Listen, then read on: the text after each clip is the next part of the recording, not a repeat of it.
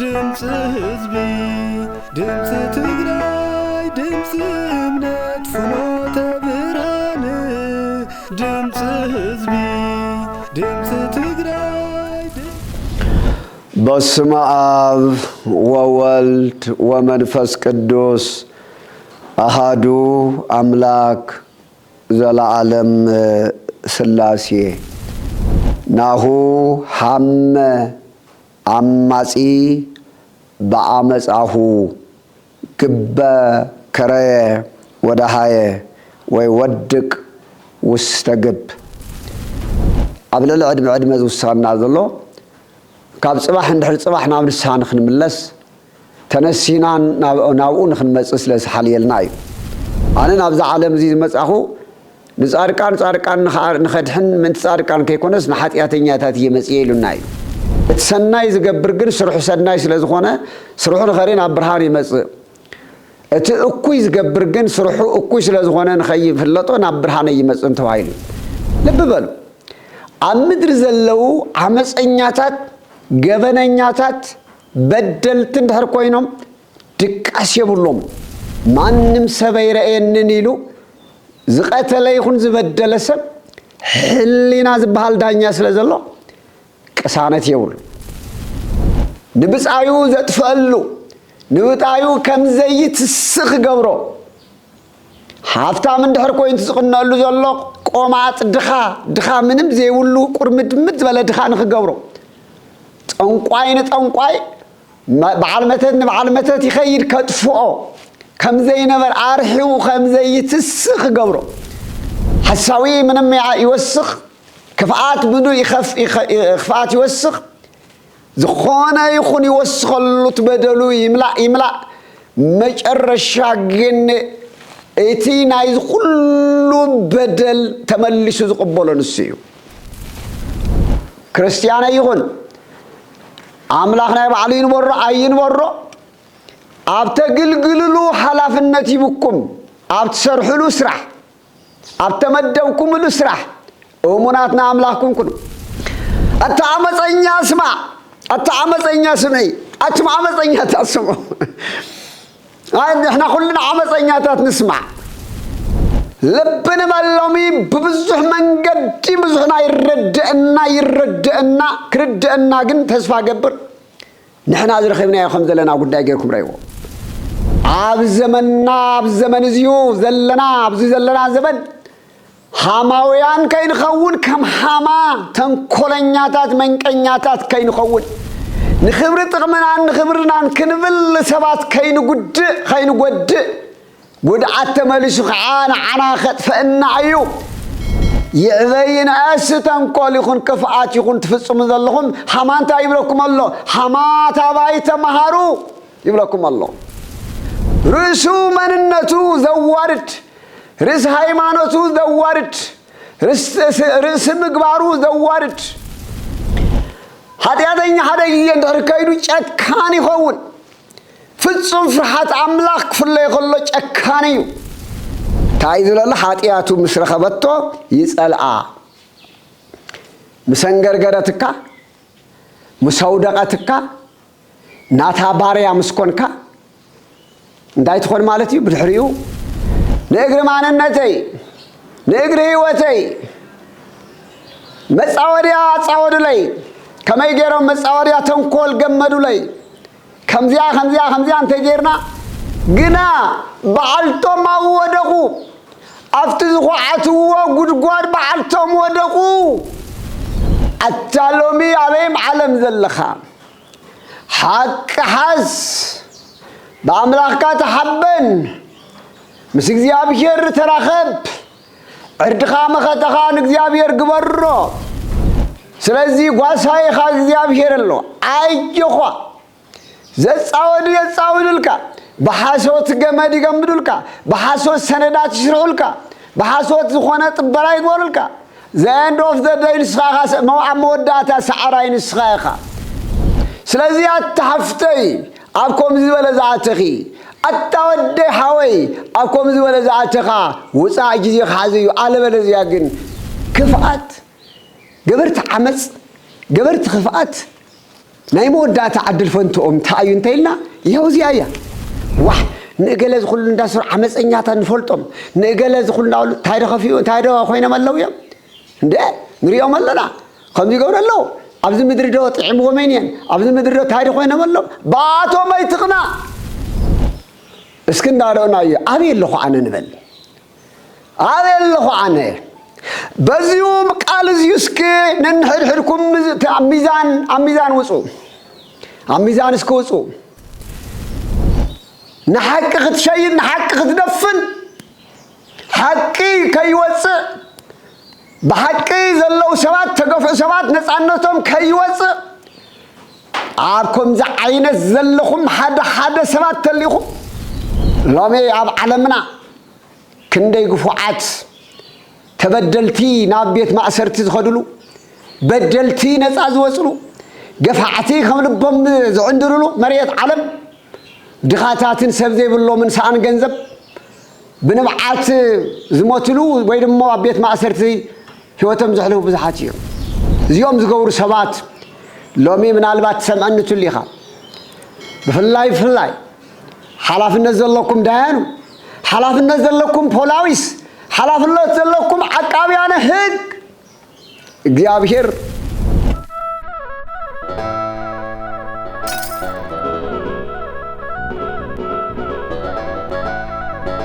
ድምጽ ሕዝብ በስመ አብ ወወልድ ወመንፈስ ቅዱስ አሃዱ አምላክ ዘለዓለም ሥላሴ ናሁ ሐመ አማጺ በአመጻሁ ግበ ከረየ ወደሃየ ወይ ወድቅ ውስተ ግብ ክቡራንን ክቡራትን ህዝብ እግዚአብሔር ሙሉእ ኩርናዓት ዓለም ኮይንኩም ነዚ መንፈሳዊ ፕሮግራም እትስዕቡ በሙሉእኹም ልዕሊ ኩሉን ቅድሚ ኩሉን እቲ ኩሉ ዝከኣሎ ጎይታ ሰራዊት ልዑለ ባህሪ አምላኽና እግዚአብሔር ለሙውን ከምትማሊ ብሰላምን ብጥዕናን ሓልዩ በዚ መልክዕ እዚዩ በዚ ርእሲ ቃል እዚዩ ሓቢርና ክንጸንሕ ክምህረና ክግስጸና ስለ ዘዳለወና ክብርን ምስጋናን ልዑል አምልኾን ውዳሴን ንዕኡ ይኹን እናበልኩ ንዓኻትኩም እውን ኣብ ዝኾነ ክፍለ ዓለም ዘለኹም ንኹልኹም እትውሃብ ሰላም ኣቦ ዘለዓለም አምላኽና እግዚአብሔር ብሰላምን ብጥዕናን ንክሕልወኩም ንኩልና እውን ንክሕልወና እቲ ታብዚ ቀፂልና ንሰምዖ ቃል እውን ብምልኣት ንክርደአና ተረዲእና እውን ናይቲ ቃሉ ፈፀምቲ ንክንከውን እግዚአብሔር መንፈስ ቅዱስ ናይ ውሽጢ ዕይንትናን ናይ ውሽጢ እዛናን ንክኸፍተልና ቅዱስ ፈቃዱ ይኹነልና። ክቡራንን ክቡራትን ናይ ሎማዓንቲ መበገሲ ትምህርትና ንገብሮ ልበ አምላኽ ዳዊት ካብ ዝተዛረቦ ካብ መዝሙር 7 ቁፅሪ 14 ዘሎ ሓይለ ቃል መበገሲ ብምግባር ሓቢርና ክንጸንሕ ኢና እሞ በዚ መልእኽቲ እዚኡ ንመብዝሕትና ጥራይ ከይኮነስ ንኩልና እግዚአብሔር ክዛረበና እግዚአብሔር ከመኽረና እግዚአብሔር ክግስጸና ስለ ዝኾነ ብፍላይ ከዓ ድማ እንካብ ፍቃድ አምላኽ ወፂና ኣብ ክፍኣትን ኣብ ተንኮልን ኣብ መንቀኝነትን ብፍላይ ከዓ ድማ ምንም በደል ንዘይበደሉ ወገናት ጥፋት ንዘይብሎም ወገናት ናይዞም ከምዚኦም ዝበሉ ወገናትና ህላዌ ወይም ህልውና ሓደጋ ንኽነውድቕ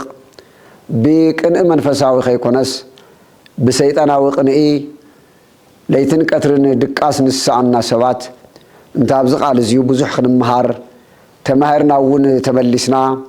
ርእስና ሃኒፅና ናብ ንስሓ ተመሊስና ከምቶም ንቐንአሎምን ተባቶም እውን ንላዕሊ ፀጋ አምላኽ ክበዝሐልና ከም ዝኽእል ዘርድአና ርእሲ ትምህርቲ ስለ ዝኾነ ብፍላይ ከዓ ድማ እንካብቲ ንኸዶ ዘለና መገዲ ገይጋ እንድሕር ዘይተመሊስና እግዚአብሔር ታብ መዓልቲ ናብ መዓልቲ ዘሰጋግረና ዘሎ ከምቲ ቃሉ ዝነግረና ዘይርየና ዘይሰምዓና እትኸፍአትና እትንገብሮ ነገር ክፉእ ምዃኑ ዘይርድኦን እንደገና ደግሞ ታው ክፍአትና ክንምለስ ዘይገዶ አምላኽ ኮይኑ ከይኮነስ ኣብ ልዕሊ ዕድመ ዝውሳና ዘሎ ካብ ጽባሕ እንድሕር ጽባሕ ናብ ንስሓ ንክንምለስ ተነሲና ናብኡ ንክንመጽእ ስለዝሓልየልና እዩ። እግዚአብሔር ኃጢአተኛታት ምስ ኃጢአቶም ክመቱ አይደለም። እግዚአብሔር ኃጢአተኛ ከማይሉ ምስ ኃጢአት በኃጢአት ምክንያት ሞይቱን ዘላለም ሞይት ክነብር አይፈቅድን። እግዚአብሔር ንኃጢአተኛታት ክምለሱ እምበር ክጠፉ አይደለም። ንኹልና እግዚአብሔር ቡ ይፈትዩና እቲ ቅድሚ ነቢያት ብታም መጀመርያ ዝረአናዮ ዝተማሃርናዮ ቃልውን ድሓር ድማ በሐዲስ ኪዳን ናብ ምድርና መጽዩ ካብ ድንግል ኣዴና ድንግል ማርያም ታፍታ ብርኽቲ ዘርኢ ተወሊዱ ዘድሐነና ጎይታና ኢየሱስ ክርስቶስ እውን ዋጋ ዝኸፈለልና ንሕና ጻድቃን ናብ ዝነበርናሉ ተይኮነስ ኃጢአተኛታት ኮይና እንሃለና ካብ ኃጢአትና ንኽምልሰልና ዋጋ ከፊሉልና እዩ። ስለዚህ ለምውን ኣብ ምድር ዘለና ሰባት ኣብ ክፍአትን ኣብ ተንኮልን ኣብ መንቀኝነትን ዘለና ሰባት ኣብ ዝኾነ ነገር ዘለና እግዚአብሔር ኣብ ልዕሊ መዓልቲ ኣብ ልዕሊ ጸጋ እንዲያውም ከም ማንም ሰብን ላዕሉውን ብጸጋን ብሃብትን እውን ተመቻችና ኣብ ዝኾነ ስልጣን ኣብ ዝኾነ ሃብቲ ኣብ ዝኾነ ዘለና ብዙሓት ሰባት እውን እናፈለጡና ግን ኣብ ምድሪ ክሳብ ዘለና ግን ከም ኩሉ ከምቶም ጥዑያት ሰባት ከምቶም ፍቁራት አምላኽ ከምተን መምለኽቲ አምላኽ ንርአ ዘለና ሰባት መብዛሕትና ኣብ ኃጢአት ዘለና ሰባት እንተሕረሊና እግዚአብሔር እዚ ዝኹሉ ሂውና ዝኒሄ ክንምለስ ስለዝደልየና እዩ። ካሊእ ትርጉም የብሉን። ክንምለስ ስለዝደልየና ስለዝፈትወና እቲ በዓሉ እውን ጎይታና ኢየሱስ ክርስቶስ ይመጻይኩ ጸውዕ ጻድቃነ አላ ኃጥኣነ ለንስሓ ኣነ ናብዛ ዓለም እዚ ዝመጻኹ ንጻድቃን ንኸድሕን ምንቲ ጻድቃን ከይኮነስ ንኃጢአተኛታት እየመጽየ ኢሉና እዩ። ሕሙማን ይፈቅዱ ወላ አቃቤ ስራይ ወአኮጦያ ናብ ቤት መድኃኒት ናብ ሆስፒታል ዝኸዱ ናብ ማጨሎ ዝኸዱ ናብ በዓል መድኃኒት ዝኸዱ ዝሓመሙ ዝተሸገሩ ዳእምበር ጥዑያት ኣይኮኑን ኢሉና እዩ። ስለዚ ሕዚ እውን እንትኾነ ጎይታናን መድኃኒናን ኢየሱስ ክርስቶስ ከም ዝመሃረና ንኽንምለስ ናቱ ንኽገብረና ዳእምበር ንኽንጠፍእ ኣይደልን። ኮይኑ ግና ልብና እንተትሪርና ጨኪና እንተኸይድና ግን በዓልትና ብጭካናና ብነምጾ በዓሉ ብዘይ ምእዛዝናን እቲ ድምፂ ንስሓ ብዘይ ምቕባልናን በዓልትና ነምጾ ሞት ዳእምበር እግዚአብሔር ኣብ ልዕሊ ዝኾነ ይኹን ኣይፈርድን። ፍርዲ በዓልትና ኢና። ዮሐንስ ወንጌላዊ ጸሓፈልና ከሎ ጎይታና ኢየሱስ ክርስቶስ ዝተዛረበሎ እቲ ፍርዲ ሕዚ እዩ ኢሉ መስመ ብርሃን መጻ ውስተ ዓለም ብርሃን ናብ ዓለም መጺ እዩ ሰብ ግን ክፉእ ስለ ዝኾነ ኣብ ክንዲ ንብርሃን ንጸልማት መረፀ ይብል። እቲ ሰናይ ዝገብር ግን ስርሑ ሰናይ ስለ ዝኾነ ስርሑ ንኸሪን ኣብ ብርሃን ይመጽእ። እቲ እኩይ ዝገብር ግን ስርሑ እኩይ ስለ ዝኾነ ንኸይፍለጦ ናብ ብርሃን ይመጽእ ተባሂሉ እዩ። ስለዚ እቲ በቲ ብርሃን ዝመላለስ ብብርሃን ዝኣመነ ኦልሬዲ ናብ ብርሃን ወፂ እዩ። ትኹነንየ ግን መጽኡ ሎሚ እውን ኣብ ምድሪ እናሃለና ብዘይ ምእማንናን ብቓሉ ብዘይ ምንባርና ትፍርዲ ተኻናዊን እዩ። ስለዚ ኣብዚ እንዳሃለና እዩ ቅድሚ ኩሮም እኔ ዝመጽእ ቅድሚ ምሟትና ነፍስናን ስጋናን ቅድሚ ምፍላዩ ኣብ ምድሪ እናሃለና ብዘይ ምምላስና ዘጠራቐምናዮ ድሓር ዳእምበር ድሕሪ ሞት ንብድሎ በደል የለን። መሓዊርና ዝቃል እዚዩ ብዝግባእ ክርዮ ይግበና እዩ። ስለዚ ሎማዓንቲ ናይ ደቂ ሰባት ክፍኣት ክርኢና ናይ ደቂ ሰባት ክፍኣት ኣብ ደቂ መጽሓፍ ቅዱስ ክልተ ገጽ ዘርእየና። መጽሓፍ ቅዱስ ኩሉ ግዜ ከም ዝንብሎ ንዓና መነጽርና ህይወትና እዩ። መጽሐፍ ቅዱስ ኩሉ ዝተጻሒፉሉ እዩ። ስለ ሰናይ ሰባት ስለ ሕያወት ሰባት ታሪኾም ተጻሒፉልና እዩ። ስለቶም ክፉኣትን ጨካናትን ሰባት ተጻሒፉልና እዩ። እዚዩ ንዓና ክልቲኡ ንምርጫና እዩ። እቶም ናይቶም ሰናይን ናይቶም ኣመንትን ናይ እግዚአብሔር ሰባት ዝኾኑ ሰባት ታሪኾም ርኢና ከማኣቶም ንዓቶም ፈለጎም ተኸቲልና መንገዶም ስዒብና ከማኣቶም እንድሕር ኮይንና ኣሰሮም እንድሕር ተኸቲልና ናይ እግዚአብሔር ሰባት ኮይንና ንኸደልና ማለት እዩ። እቶም ጨካናት እውን ንዓና ምሳሌና ወይ ድማ ንዓና መምሃራና እዮም። ስለዚ ጨካናት እንታይ እንመን ከም ዝኾኑ ጭካኔኦም እንታይ ከም ዝነበረ ብጭካኔኦም መጠን ከዓ ደሞ እንታይ ከም ዝረኸቡ እንድሕር ርኢና ንሕና ዘለና ኣብዚ ምድሪ ዘለና ኣብ ጭካኔ ዘለና ሰባት ታብኡ ንክንድሕን ክንምለስ ኣልያ ግን እንተዘይተመሊስና اتعدل فانتناون كم تموزي تصحيبهم زلو كنكونينا سلازي مصحف قدس تصحفه نحنا كنمهارولن كنقصصولن ايو سلازي يزي سلازخونه لما انت نريو اب كمز عينه زبل لب املاح داويت تايبلنال ناهو حم عماصي بعمصحو جب كراي ودهاي ويودق استجب زغبره ويم زكراي ويجب صامه ديبرسو وتورد عمصحو ديبدماهو يبلنا مزمور زينا بتغرينا كري خلنا مزمور شوعت قصري 14 زلو كسا 16 زلو حيل قال حبنا خرينا نا بتغرينا نهو عمصኛ بعمصو ተጨነቀ እንሆ አማጺ بعمصو ተጨነቀ ጉዳት ጠነሰ ወይም ኃጢያት ጠነሰ ጉዳት ጠነሰ ኃጢያቱን ወለደ ልብ በሉ ጉዳት ጠነሰ ኃጢያቱን ወለደ ጉድጓድ ቋዓተ አመቆውነቱ ጉድጓድ ናፍቲ ዝቋዓቶ ጉድጓድ ድማ ይወድቅ ናፍቲ ዝቋዓቶ ጉድጓድ ድማ ይወድቅ ጉዳቱ ናባዕሉ ይምለስ አመጾውን አብ ናላኡ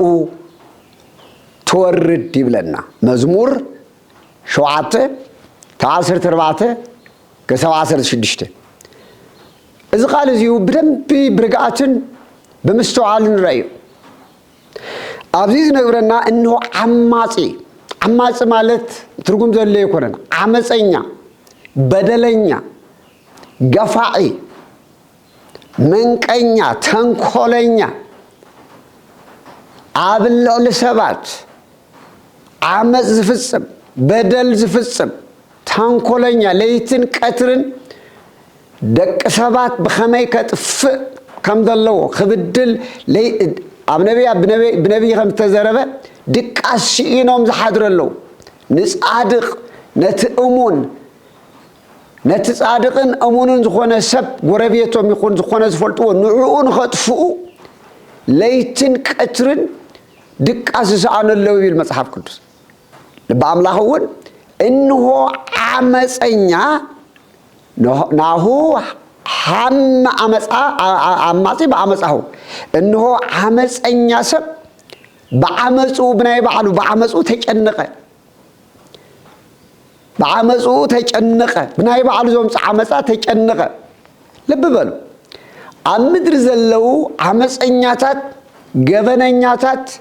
በደልትን ድሕር ኮይኖም ድቃስ የብሎም ኩል ጊዜ ኣብ ጭንቂ እዮም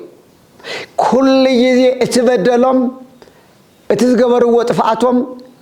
ድቃስ ይህቦምን ኣብ ፍርሓት ኣብ ረዓድ እዮም ዝነብሩ ታወቦና አዳምን አዴና ሔዋንን ንርአ ቅድሚ ኃጢአት ምግባሮም ቅድሚ ንሕጊ አምላኽ ምፍራሶም ኣብ ገነት እናሃለው ከመይ ዝኣክል ጸጋ ሓጎስ ነበሮም ኮይኑ ግና ሕጊ አምላኽ ኣፍሪሶም ጥፍኣት ምስ ኣጥፍኡ ግን ሽዑ ንሽዑ ኃጢአት ተጸኒሳ ንሞት ስለ ዝወለደት አዳምን ሔዋንን ድሕሪታ በደሎም እንታይ ዝመጾም ጭንቂ ዝመጾም ረዓድ ዝመጾም ፍርሓት ዝመጾም ጥራይ ዝባኖም ምዃኖም ይስተራዮም ዝኹሉ ዝነበረ ጥራይቶም ዝሰራዩ ኣብ ናይ ገነት ስርቆት ቋጥዮም ክሕቡ ጀሚሩ ስለዚህ ኩል ጊዜ አማጺ ይኹን ኃጢአተኛ በደለኛ እፎይሉ ደቂሶ ይሓድር ኣብ ጭንቂ ዝሓድር ማለት እዩ ጽባሕ ደኾን ክጋለጽ ኾን ይረኹን ደኾን ይኾኑ ይሰምዑን ደኾን ይኾን እናበል እዚ እንተዘይበለውን ማንም ሰብ ይረአየንን ኢሉ ዝቀተለ ይኹን ዝበደለ ሰብ ሕሊና ዝበሃል ዳኛ ስለ ዘሎ ቅሳነት የብሉ ዋላ እኳን እግዚአብሔር ይመኑ እግዚአብሔር የለን ይብል ሰነፍ ልብ አልባ ዝኾነ ይብል ዓብድ በልቡ አልቦ እግዚአብሔር ሰነፍ ሰብ አመፀኛ ሰብ ብልቡ እግዚአብሔር የለን ይብል ተባሂል ተጻሒፉ እዩ ስለዚህ ዋላ እኳ እግዚአብሔር የለን ዝብል ዓመፀኛ ይኹን ተኾነ ንሕሊኑ ግን ክሽውዶ ይኽእል ሕሊናና አይምሮና ግን ኩሉ ጊዜ ሐቀኛ ዳኛ እዩ ኣብ ቅድሚ ሰብ ጥዑያት ንመስል ኣብ ቅድሚ ዝኾነ ጥዑያት ትመስል ገለ ዘይገበርና ዳ ንመስል እምበር ሕድሕድ ንገብረን ሕድሕድ ዝገበርናየን እግዚአብሔር ሕሊናና ዳኛ እዩ ወቃሲ ዳኛ እዩ ተዋሃሊፉ ከዓ ደሞ ብእግዚአብሔር ንኣምን ናይ እግዚአብሔር ሰብ ተኾይና ድማ ፍላይ ከዓ ከም ክርስቶሳውያን ክርስቲያን ተኾይና ድማ እቲ ናይ መንፈስ ቅዱስ ሓይሊ መንፈስ ቅዱስ ክሳብ ዘይተፈለየና ወቃሲና ንሱ ስለ ዝኾነ ይወቕሰና እዩ ይግስጸና እዩ ታብዚ ወፃ ዓመፀኛ እንተኾይን ድማ ከምቲ ዝበሎ ዳዊት ዓመፀኛ ዚ ብዓመፁ ምኽንያት ብዘምፁ ዓመፅ ተጨነቐ ኃጢአት ወይ ከዓ ጉድኣት ክፍኣት ፀነሰ ኃጢአት እውን ወለደ ክፍኣት ፀነሰ ኃጢአት ኣብ ምግባር ድሓር ትረእያ መጀመርያ ዝመፅእ ሃልዮም ልብኻ ዘሎ እዩ ክገብሮ እየ ዝብል ስምዒት ኣብ ልብኻ ትኽጅሮ ነገር ኣሎ ግን ብድሕሪኡ እዚ ዓይነት ስምዒት ወይ ድማ ሃልዮ ወይ ድማ ድልየት እዚዩ ናብ ምንታይ የሰጋግረካ ማለት እዩ ፅንስ ኃጢአት ተሃልኣዊ ልብኻላ ድሓር ግን ናብ ተግባር ክትመፅእ ከላ ድማ ኃጢአት ትውለደላ ማለት እዩ ኃጢአት ከዓ ድማ መፅያ ምስ ገበርካያ ናብ ኣክሽን ናብ ተግባር ምስ ቀየርካ ድማ ሞት ስዕበካ ማለት እዩ ስለዚ ይብለና ዘሎ ጉድጓድ ከዓ ኳዓተ ኣዕመቐውን ጉድጓድ ሲ ሰባት ንቀብር ጉድጓድ ማለት ሐመድ ምቁፋር ጥራይ ከይመስለክ ጉድጓድ ክፍኣት ንብፃዩ ዘጥፈሉ ንብጣዩ ከም ዘይትስኽ ገብሮ ሃብታም እንድሕር ኮይኑ ዝቕነሉ ዘሎ ቆማጥ ድኻ ምንም ዘይብሉ ቁርምድምድ ዝበለ ድኻ ንኽገብሮ ጠንቋይ ንጠንቋይ በዓል መተት ንበዓል መተት ይኸይድ ከጥፍኦ ከም ዘይነበር ኣርሒቡ ከም ዘይትስኽ ገብሮ ጉድጓድ ማለት ጥራይ ጉድጓድ ጥራይ ኣይኮነን ጉድጓድ ቆፈረሉ ተንኮሉ ዘጥፍኦ ጉድጓድ ደርሒቁ ቆፈረ ኳዓተ ኣዕመቐውን ከይትስእ እቲ ብፃይቲ ሰብ ከይትስእ ማለት እዩ ኣዕመቐውን ናፍቲ ዝኳዓቶ ጉድጓድ ድማ ይወድቕ በኤንድ ኦፍ ዘ ዴይ ይበቃ ዓመፀኛ ምንም ይዓምፅ ሓሳዊ ምንም ይወስኽ ክፍኣት ምኑ ክፍኣት ይወስኽ ዝኾነ ይኹን ይወስኸሉ ትበደሉ ይምላእ መጨረሻ ግን እቲ ናይ ኩሉ በደል ተመሊሱ ዝቕበሎ ንሱ እዩ ኣስታውሱ ዘክሩ ኣብ መጽሓፍ ኣስቴር መርደኪዮስን ኣስቴርን ዝበሃሉ እስራኤላውያን ኣብ ስደት ኣብ ዝነበሩሉ ኣብቲ ቤተ መንግስት ኣስቴር ቤተ መንግስት ዕድል ረኺባ ብመልክዓ ተወዳዲራ ናይቲ ንጉስ ሰበይቶም ዝኾነትሉ ዘመን ኣኳ ኣበልዎ ሓውባ ኣበልዎ መርደኪዮስ ድማ ኣብ ቤት ናይ ንጉስ ዘብዐኛ ወይ ዋርድያ ኮይኑ ኣብታ ሰብ ዝኣቱ ዝወፅእ ዘግልግል ዝነበረ ነገር ግን ንኣምላኽ እስራኤል እሙን ዝኾነ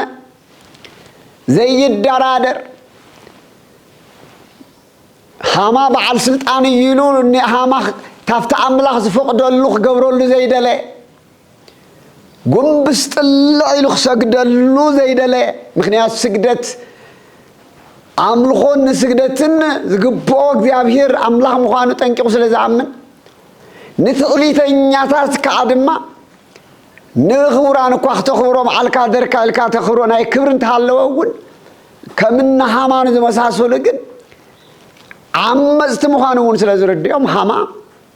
መርደኪዮስ ንሃማ ብዘይ ምጉብዳዱ ብዘይ ምስጋዱ እንታይ ከም ዝፈረደሉ ትፈልጡ ኢኹም ምስ በዓል ቤቱ ምስ ስድራ ቤቱ መርደኪዮስ ኣብ ዕንጨይቲ መስቀል ንኽሰቕሎ ጉንዲ መስቀል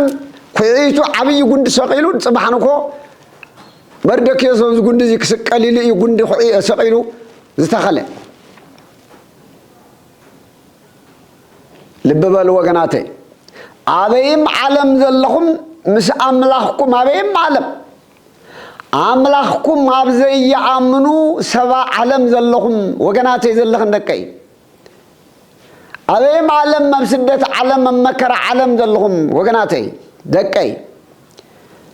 تنوروا زلهم كفل عالم أملاك ألباون تخوين ويك عدم موت زملخو أملاك تنسخاتكم زملخو زي مخانو تعاملوا تخوينكم أبزخونا عالم زلهم أملاككم مساحاتكم الله أتلو لبحري أملاكنا قدي أبشر مساحاتكم الله كم كريستيان أستمرنا دمو أتبيزا زخونكم تفتم سلس قدوس أكالاوي قال نابز عالم مسيح كاب دنجل مريم سولدنا يسوع كريستوس مساحم من يي تواهاتكم زر حقيقون نابون دي مساحم زفلكم أيكون ديابير زعززلكم ديابير زمدبلكم قدوسان ملائكت نيويم سراون ديكم تحاشركم يكون يوم تسقاق ديابير بملائكت زير أيوه أبزغدكم معلم مس ሃይማኖትኩም ከይተደራደሩ ተመልከቱ ወንመርደኪዮስና አስቴርን እዚ አይነት ገጢምዎም እሙን ነይሩ ንትሰርሕዎ ስራሕኻ እሙናትኩም ዘስራሕኩም ክርስቲያን ይሁን አምላኽና ባዕሉ ይንበሮ አይንበሮ አብተግልግልሉ ሐላፍነት ይብኩም አብትሰርሕሉ ስራሕ አብተመደብኩምሉ ስራሕ እሙናትና አምላኽኩም ኩኑ دكاي أموناتنا أملاك كنا أبزخونا خفل عالم نتات سرح على سرح نتات سرح لازل لكم سرح نتات استوهابتكم حلاف النت نعملاككم إلكم تعززوا عقل قلو نتوم زخاف لكم زسرحوا بور كبر حابوهم زي عبير الكبلكم يو እግዚአብሔር ብዝበለጸ ጸጋ ረድኤቱ እናመጸልኩም እናበዝሕልኩም ከይዲ መርደኪዮስ እሙን ስለዝነበረ ነትንጉስ ካሞት ተድሕንዎ ስለዝነበረ ታምግልባጥ ማለት ታምግልባጥ ነትንጉስ መፈንቅለ መንግስት ክገብሩሉ አብዝ ተገበረ ነገር እሙን በመዃኑ እዚ ኢንፎርሜሽን እዚ ነትንጉስ ቀዲሙ በተአማኒነቱ ተዛሪው ስለዝነበረ أمفت مصحف تصحيفو سلازنا برخمين من كم زرحنا حما صباحنكو تعنشتو مسوقحه اتستخلو عبي قند تخيلو بوقحتو نابية منقسي خيرو مسنقوس كزرار حماويان لببلو ناهو حم عماسي بعمساهو عمسيني حما بعمسو مخنيات تنقلنيا هما قبل لتصادق قبل لتؤمن قبل لمردكيوس قبل لإسرائيلاويا عشاطر صريحو نخبرو سلازي تعززو قتلو سقلو نابنوغس بوقحتو فقاد نخركب كخرك الله اتنوغس قندك قاسين حاديرو بيابيري خلاليو بيابيري خلاليو وقناتي እግዚአብሔር ብሩኽ አምላኽ እዩ ሰባት ብለዕለኹም ይዓንድሩ ሰባት ብለዕለኹም ሕማቕ ነገር ይዛረቡ ሰባት ብለዕለኹም ዝበለ ይፍሓስልኩም ክቐትልኩም ጉድጓድ ይኹዓትልኩም ኦም ክሰቕልኩም ይትከሉልኩም ኦምን ጉድጓድን ማለት ጥራይ ኣይኮነን ዝኾነ ተንኮላት ይሸርብልኩም ንስኻትኩም ግን ታፍት ጸላዓ ዝብለኩምን ታፍት ኻሊእ ዝብለኩምን ነፃ እንድሕር ኮይንኩም ኣብ ኣምላኩም ሕቡናት እንድሕር ኮይንኩም ምንም ዓይነት ናይ ጨጉርኩም ሓንቲ ታብ ጨጉርኩም ሓንቲ ተቐንጢባ ኣይትወርድን እያ እንታብ ዘለላ ጨጉርኩም ሓንቲ ኣይትቁረፅን እያ እንታብ ተኸደድኩም ክዳንኩም ሓንቲ ብመቐስ ኣይትቁረፀኩምን እያ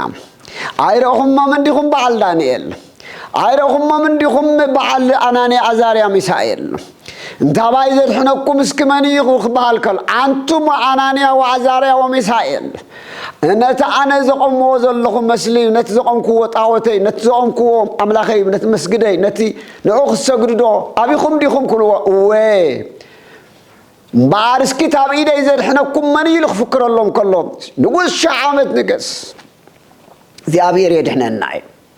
ዛሬ አምላክና ካቢድ ከኸደነና ይቦዚም ሙትን ተይልና ወን ኳስ ተሆነ ወንስ ተስፋ ዳቁረጥን በራይ ንጣወት ምስልህ አይንሰግድና ያምሉ بدحريو نابز أتو حوخ دربيهم كله اسكت ملكته ناي سماي ملأ كويس ورده ورابهم سيمثل ولد أقوال مهاد ولد توحل اللقون أيام هير ملاك قدس جبريل كوري دكوفتي ما أخل حوخ دربي يخلوكو توم دربيتي نتوم أنا عزاريان مسائل دربيز نور حيالان تحوخ سحب بابين خقاص لهم كله ناب حموش تغيرهم كلكو أنا عزاريان مسائل قنف تحوات يوم كرسي بول እግዚአብሔር سبوا نحبس اللي أنا وعزاريان ومسائل كوي أفتوش تقوينا مكو እግዚአብሔር كمسكر وخلو تقدس ملاك أو وشام كوينة تحوين عماي نابل أي قرير أي مقابل خوانا عبصبق عبص بتشو نجر غير لهم أو وشتهم ملالس خلوكو خوص خلوكو تاب تقرري خد رسوم يقول تاب خدانه وكحد تذكري أي تقاصلتن متعين إرتلنا إيو إذا إمنا تام عملاهم سلزنا برا بكات حينهم يوم دانيال ورأيو نابز تأميو عنابست أنبسات النابز اللهو نافتم تأميات أنبسايم دربيهم مبلغلي حتيمهم مخيرمكو نسب حيث تنقص مسيح خبزاخ محسن قال الله خادخ له هو نقص أو نقص شعامت نقص أنا بكرمي خايخونا كله يبدل كل نيره ديابير عمل أخمل أخو ليخو نايتهم عنابس نايتهم تميات أنبساتات أفاتهم عسيو عاد حنن نيد وله ديابير يمسكن زوم عمس إنياتات نقدانيال ناب قد قوادان مساعات يخبل العزب وزفردو اتوم حسوتي ناي ناب كدو نصور عبدالله أنانيا وعزاريا مسائل تنقل صرح عمس قن حفرو تواردو ناهو هم عمس عماسي بعمس أخو قال يوم حوق القلم قال يوم تودو خريوم كان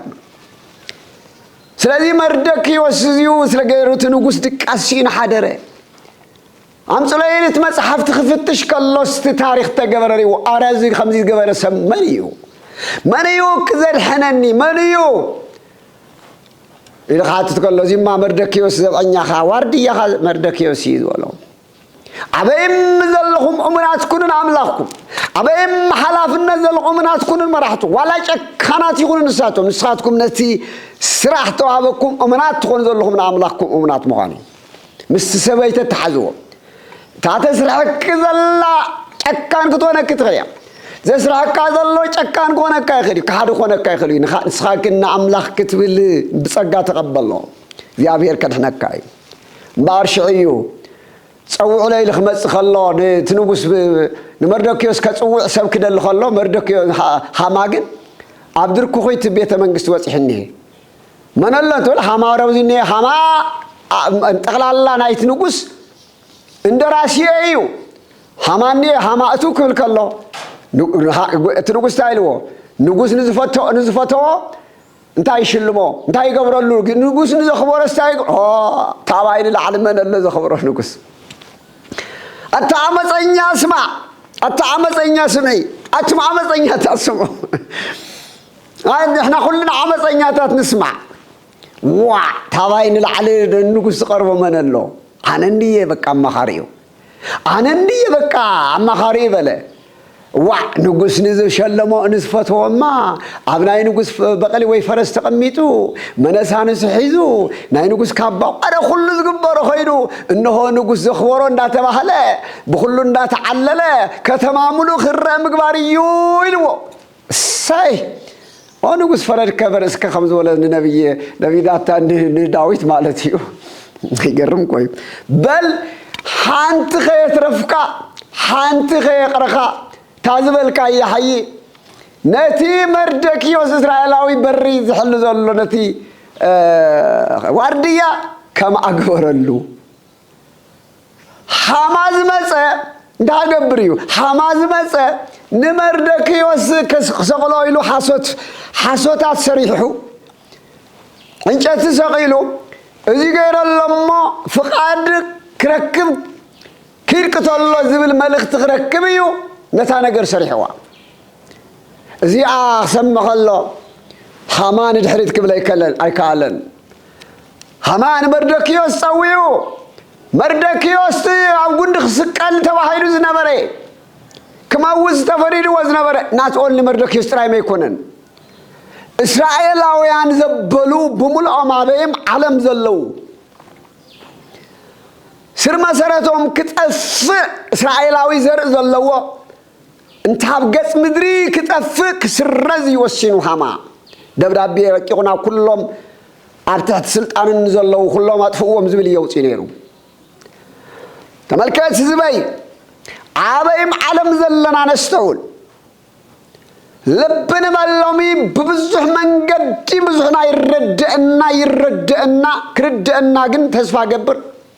ንሕና ዝረኸብና ይኹም ዘለና ጉዳይ ገርኩም ረይዎ ልክ ካብ ገጽ ምድሪ ክጠፍአለዎም ነቲ ዓሳን ምጥፋ ነቲ ባሕሪ ምድራቕ ይኹም ዝበሉና ሰይጣን ዝዓረፎም ሃማውያን ዓመፅቲ ዓሳን ክትውድእሲ ናይቲ ዓሳ መዕቆቢ መፋረይ ዝኾነ ትባሕሪ ክነጽፈለዎ ዝበልዎ ለካ ኸምኣ ሃማ ኣብ ልዕሊ እስራኤል ፈሪዱ ነይሩ እዩ ናይ ሃማ ሕልሚ ናይ ሃለማ ድልየት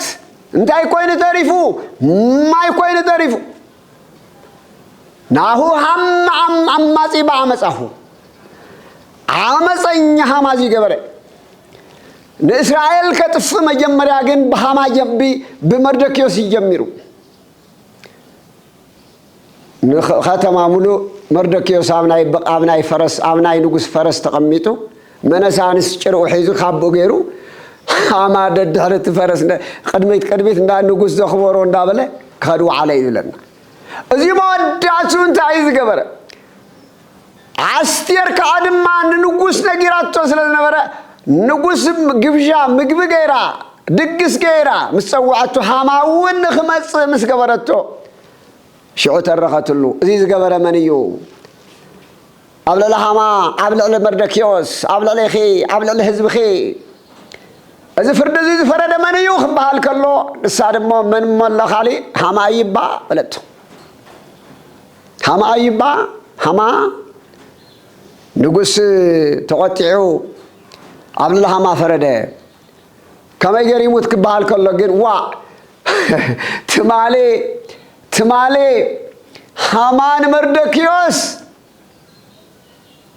ክሰቕለሊሉ ዝተኸሎ ዓብይ ጉንዲ እኒአ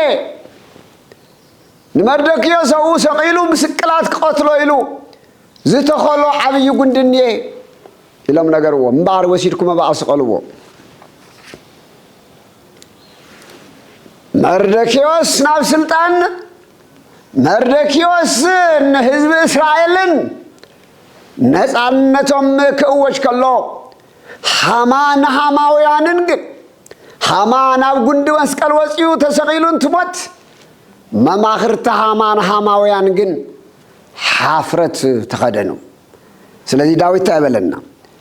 መገዛ ኣብ ዝተኸላ ጉንዲ ሃማ ተሰቀለ ታይብለና ኣሎ እዚ ናሁ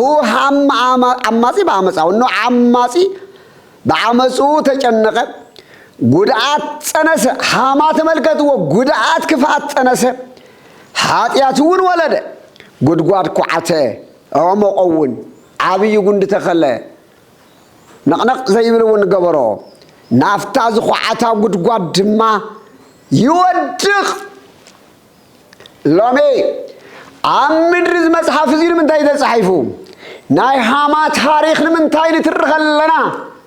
ኣብ ዘመን እዚዩ ዘለና ኣብዚ ዘለና ዘመን ሃማውያን ከይንኸውን ከም ሃማ ተንኮለኛታት መንቀኛታት ከይንኸውን ንኽብሪ ጥቕምናን ንኽብርናን ክንብል ሰባት ከይንጎድእ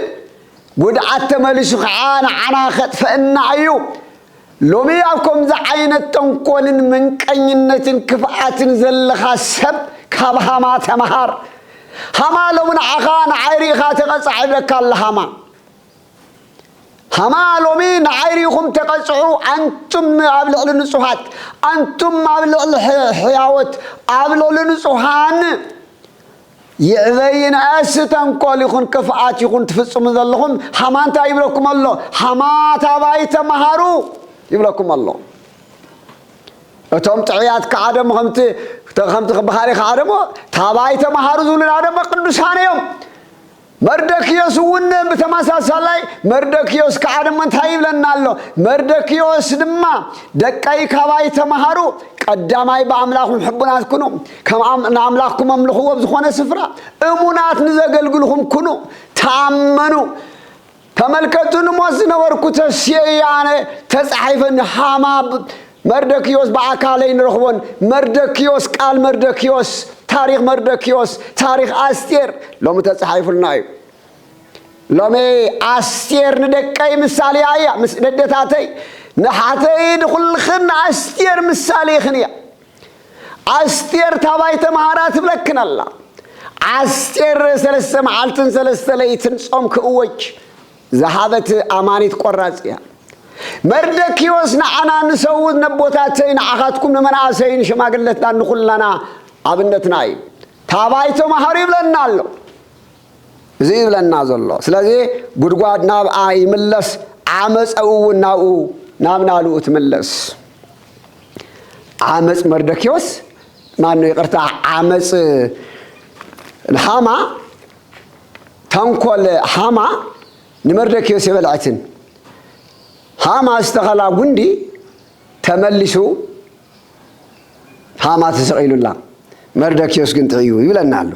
ባህሊ መዝሙር ኣብ መዝሙር 36 ሓደ ክሳብ ክልተ እንታይ ይብለና ኣሎ እዚሁ ብጣዕሚ ልቢ ንበሎ ይነብብ ሃጥእ በዚያ ስህት ርእሶ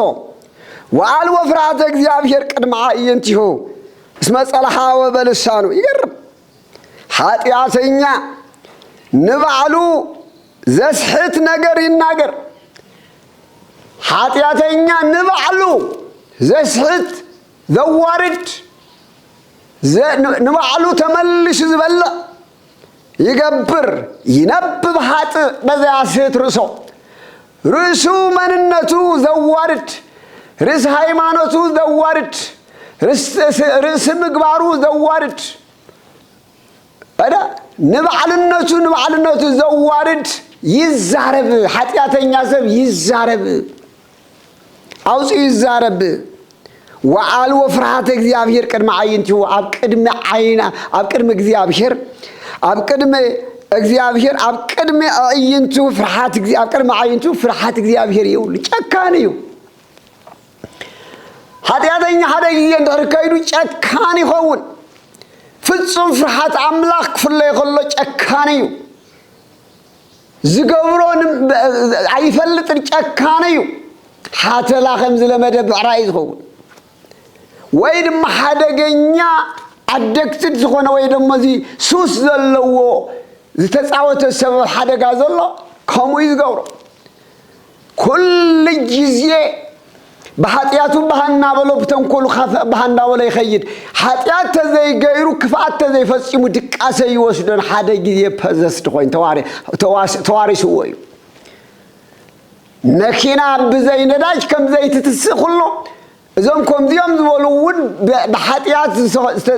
ዝኣተው ሰባት ንስዮም ዘጋጥሞ ይብለና ኣሎ ኣብ ቅድመው የለን ፍርሃት እግዚአብሔር የለን በመልሐሱ ጠቢሩ እዩ እሞ ኃጢአቱ ምስ ረኸበቶ ይጸልአ የድሓር አቤት ድሓር ምስ ወደካ ድሓር ተኃጢአት ትገበርካያ ተዛረብካያ ወይ ድማ ብልብኻ ሓሲብካ ለይቲ ድቃሰ ውፂኻ ደቂስካ ብር ኢልካ ንእገለሎም ኸጥፎ እየ ንንእገለሎም ኸጥፎም እየ ንንእገለ ዘጥፎሉ ደሞ ከምዚያ ዝበለ ትልም ክትልም እየልካ አቂድካ ሓዲርካ ብሕልምኻ ጽሒፍካያ ተሊምካ ዝሓደርካያ ብልብኻ ናብ ተግባር ንኽትቀይራ ንኮተሲኻ ከዓ ኣብ ተግባር ናብ ኣክሽን ክትቀይራ ከለኻ እታ ሓሲብካያ ዝሓደርካ ብሕልምኻ ክፍኣት ናብ ተግባር ክትቀይራ ከለኻ እሞ ብድሕሪኡ ክትጋለጽ ከለኻ ዓባይ ትኾነካ እንታይ ዝብለሎ ኃጢአቱ ምስ ረኸበቶ ይጸልአ ምሰንገርገረትካ ምሰውደቐትካ ናታ ባርያ ምስኮንካ እንታይ ትኾን ማለት እዩ ብድሕሪኡ ዋይ ኣታዛ መዓልቲ እዚኣ ዝተተርፈኒ ነይራ ኣታዚኣ ዝገበርኩላ መዓልትስ ኣታዚኣ ዝፈጸምኩላስ የብለካ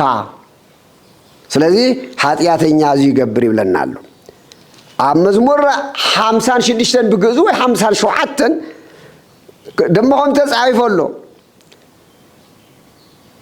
مسجرت استدالو لأجريه وقصعوا على نفسي كرايو جبة كريمية وودقوا سيتو يبلنالو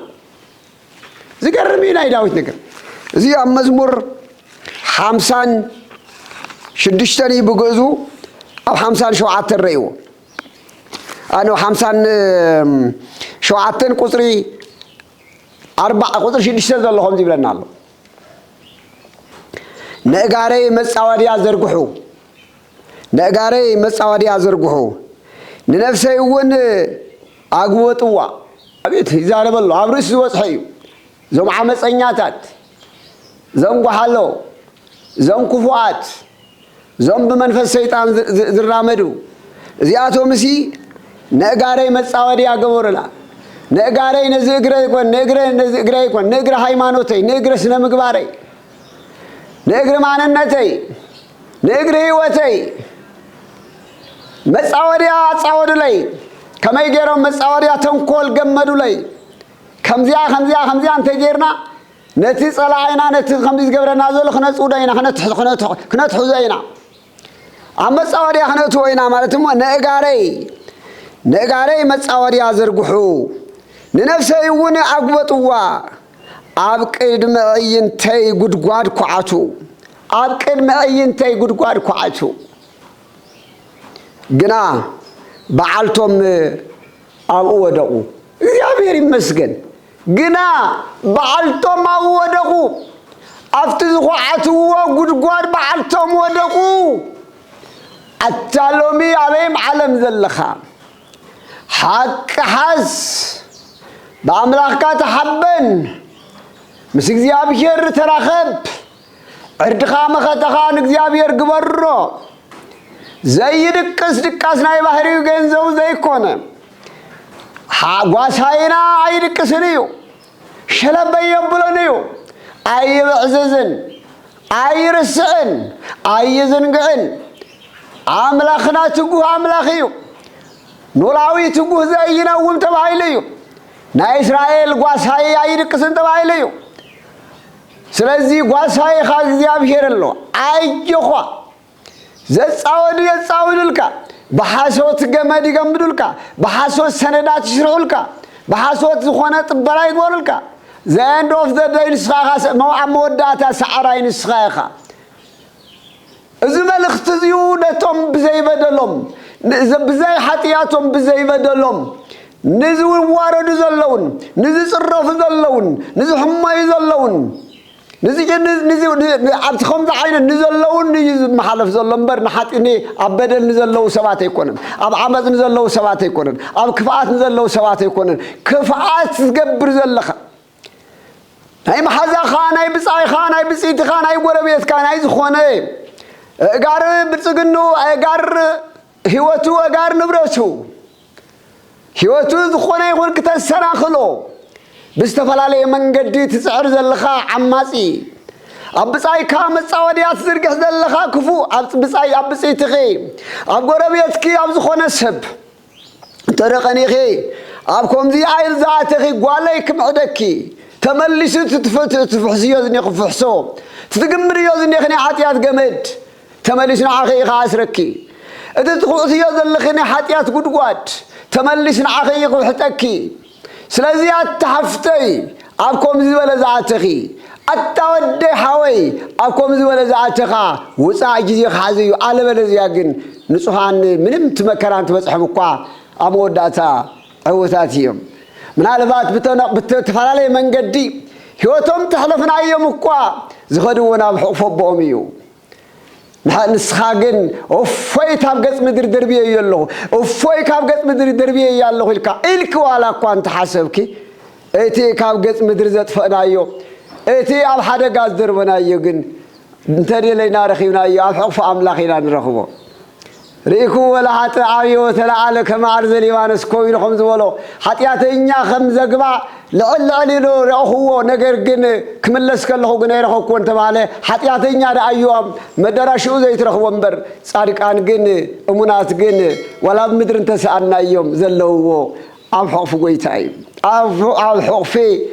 أملاخ من الروح تايم لله نأجاري مسأوديا أزرقحو ننفسي ونأقوتوا أبكر ميتي قد كعاتو جنا بعلتهم أو ودقوا يبلنال سلزق قبرت كفاءات قبرت عمس قبرت خفاءات نايمو دا تعدل فنتهم تايون تيلنا يهوزي آية سلزي لزي آية تاب زيارتان قبر لنا تابكم دي زبال خراب لنا تابكم دي زبال سيكر لنا نزيخ لنا خلو لبا أملاخ داويت أم مزمور سلاسان شدشتن تاب قصر حدا جميل رأيهم ويدمو سلاسان شوعتن حزبي كابز يوم كرهاوي قبا تايلنا اللو ايتقنا على عيلة اكويان ويتقنا على عيلة قبر تعامسا اسمه كما ساير فتنا يبسو وكما حامل مالا حامل فتنا يودقو إلنا اللو تاي مالتي نافتقرينيا أتواغني إلنا اللو أتهزبي إلنا اللو بطوم قبر تخفو ايتقنا بطوم قبر تخفو ايتقنا ايتمسلو ما يتقنا بتوم عمزتون عيتقنا واه نجلز خل ندسر عمز إنياتا نفلتم نجلز خل نقول تايد خفيو تايد أخوينا مللو يوم ده نريهم ملنا خمسة قول الله أبز مدري طعم ومينين أبز مدري تايد أخوينا مللو باتو ما يتقنا بزم كفاة يتقنا لم لمام تاريخ يوم حفتي مام تاريخ يوم سبسك أخوينا تاريخ يوم أبز خونا سفرة تاريخ يوم بزخونا من قدي تابخا بلس تزرن تراخايوم بزي كيتريوم بز عين الزي كيتريوم ويتناكو تزاربي ما تسون قلكو اكزيابير سي حانتي الصحاي نخلو يوصل تحانتي الصحاي نتعماسن نتصادقن ياتري كرمتي نخلو ما يزنم كله ولو نغير كنزيو عم مدري زلو نغيريو صباحنكو جن خمس خلو جن تعانتو زرنا يا جن تثبت صبي ملا سلازي عيتقني كزياتهم بتوم عمصهم عيتقنو نساتهم كم سعري قلطيفهم كنقصيهم نساتهم تم عمصنيا ذات بعلهما ريخمهم كم سعري قلطيفهم كدرقيهم كم لزلق كم لملم قصلون كراكفويم أمّا بتوم عمستن بتوم من كنياتن بتوم قبرت خفون بتوم عمستن كي تقن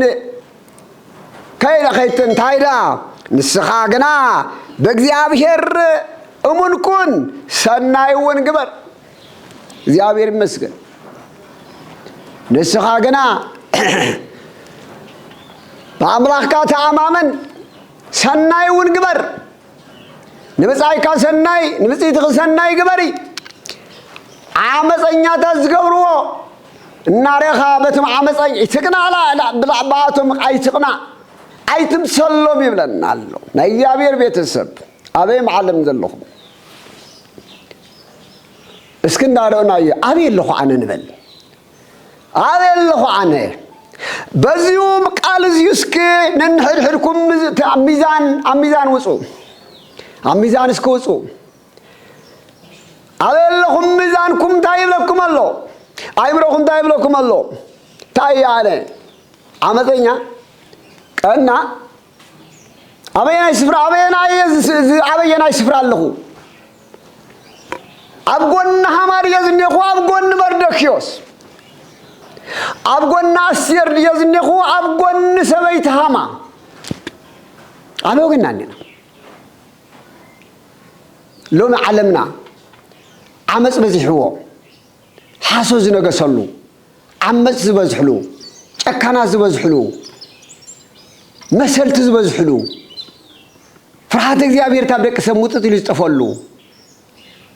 ኣብ ቅድሚኹም ኣየናይ ምሕረት ተዝበሃል ካብ ክንድና ኣምላኽ ንገንዘብ ንስልጣን ንዓለም ንመርፀሉ ኣብ ከምዚ ዘለ ኩነታት ኢና ኒና ኣብዚ ዘመን እዚኡ እዚ መጽሓፍ እዚ ተጻሕፈ ንዓና እዩ ሎሚ እውን ኣብ ተንኮል ኣብ መንቀኝነት ወገንካ ሓውካ ብጻይካ ዘይበደለካ እንተበዲልካ እኳስ ከይድካ ብኣግባቡ ከም እግዚአብሔር ቃል ይቕርታ ክትገብረልካ ፀገምካ ብሰናይ ምፍታሕና ኸኣልካ ኣብ ወገንካ ንምጥፋእ ንስኻ ክትነብር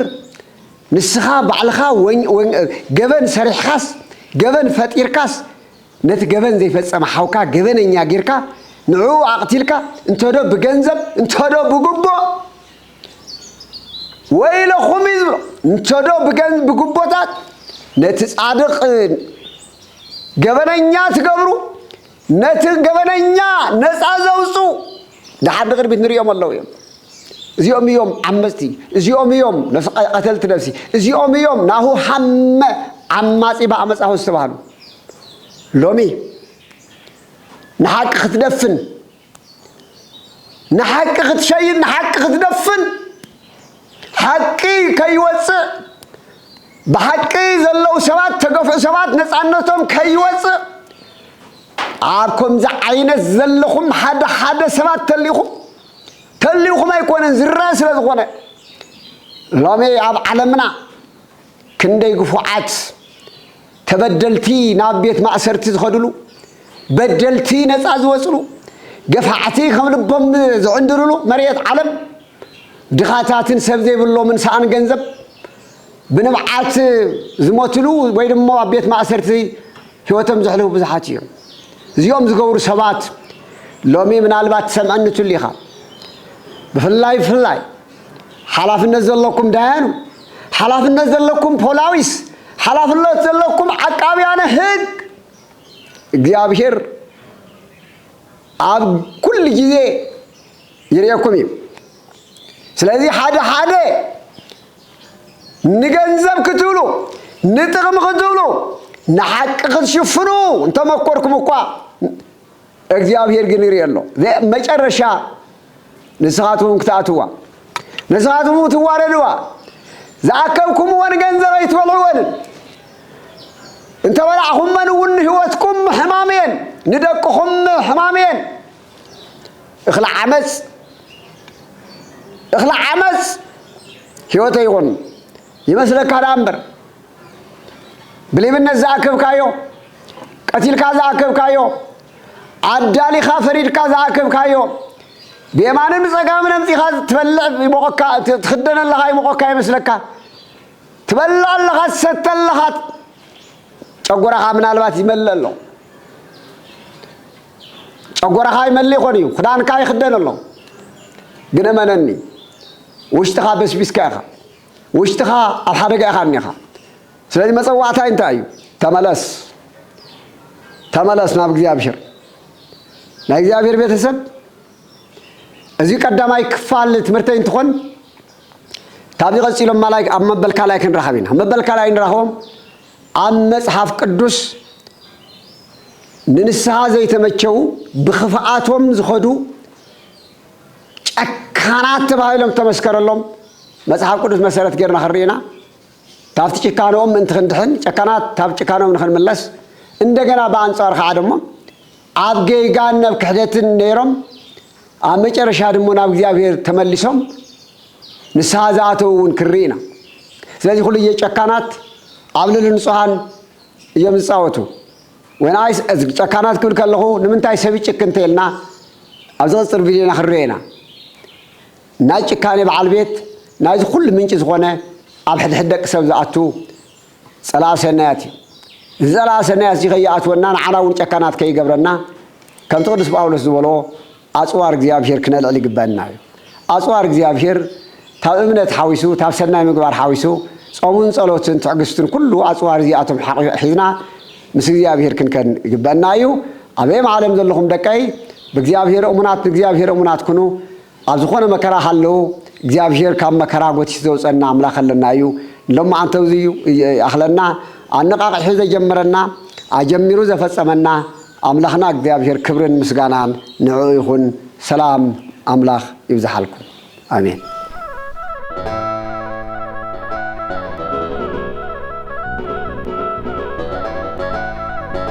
ድምፂ ህዝቢ ድምፂ ትግራይ ድምፂ እምነት ፍኖተ ብርሃን ድምፂ ህዝቢ